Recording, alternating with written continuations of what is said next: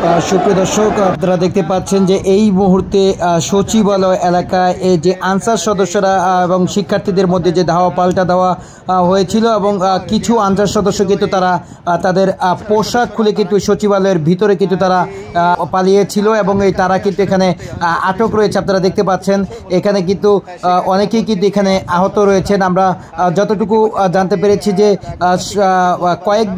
গত কয়েকদিন যাবৎ কিন্তু এই আনসার সদস্যরা তাদের চাকরি স্থায়ীকরণের দাবিতে কিন্তু তারা এই আন্দোলন চালিয়ে যাচ্ছিল। কিন্তু তবে আজকে সন্ধ্যার দিকে কিন্তু একটি পরিস্থিতি ঘোলাটে করে ফেলে আনসার সদস্যরা এবং আমরা যতটুকু জানতে পেরেছি আনসার সদস্যদের মধ্য থেকে ছাত্রদের উপরে প্রথমে হামলা করা হয়। এরপর ছাত্ররা ধাওয়া দিলে এক পর্যায়ে ধাওয়া পাল্টা ধাওয়ায় কিন্তু আনসার সদস্যরা অনেকে পালিয়ে যায় এবং এই মুহূর্তে কিন্তু পুরো সচিবালয় এলাকা কিন্তু ছাত্র জনতার দখলে রয়েছে এবং বেশ কিছু যে আনসার সদস্যরা রয়েছেন তারা কিন্তু সচিবালয়ের ভিতরে তাদের পোশাক খুলে কিন্তু তারা অনেকে পালানোর চেষ্টা করেছিলেন, অনেকে আহত অবস্থায় কিন্তু এখানে রয়েছেন। এবং আপনাদেরকে যদি একটু দেখাতে চাই, এখানে কিন্তু দুইটি সেনাবাহিনীর গাড়ি রয়েছে এবং তারা কিন্তু আনসার সদস্যদের যাতে কোনো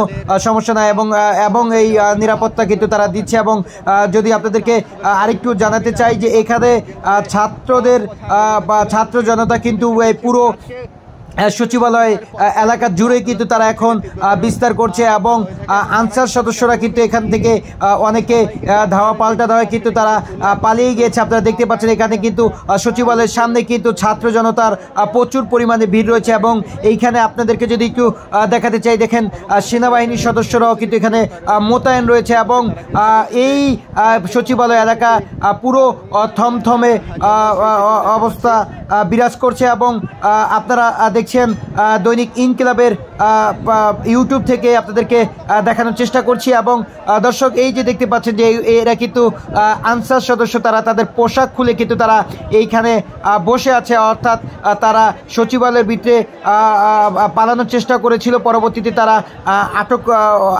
আটকে পড়ে যায়। এখানে আটকে পড়ে যাওয়ার পর তারা কিন্তু তাদের এই পোশাক খুলে কিন্তু তারা কিন্তু এখানে বসে আছে এবং এদের মধ্যে অনেককেই আমরা দেখতে পেয়েছি যে তারা আহত অবস্থায় আছেন এবং দেখতে পাচ্ছেন তাদের শরীরে কোনো পোশাক নেই।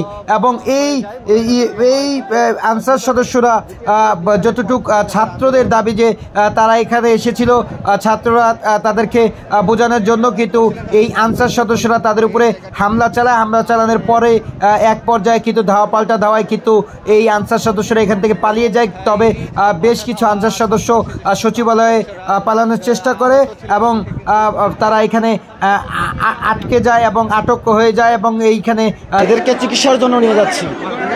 হ্যাঁ, আমাদের দেখতে পাচ্ছেন যে অনেকেই কিন্তু তাদের পোশাক খুলে কিন্তু এখানে রয়েছে। এই ছিল আমার কাছে সচিবালয় এলাকা থেকে সর্বশেষ তথ্য। তবে আমরা যতটুকু জানতে পেরেছি যে এইখানকার ছাত্র জনতা যারা রয়েছে তারা রাজু ভাস্কর্য গিয়ে এবং শহীদ মিনার এলাকায় গিয়ে কিন্তু তারা এই বিষয়ে তারা ব্রিফিং করবেন।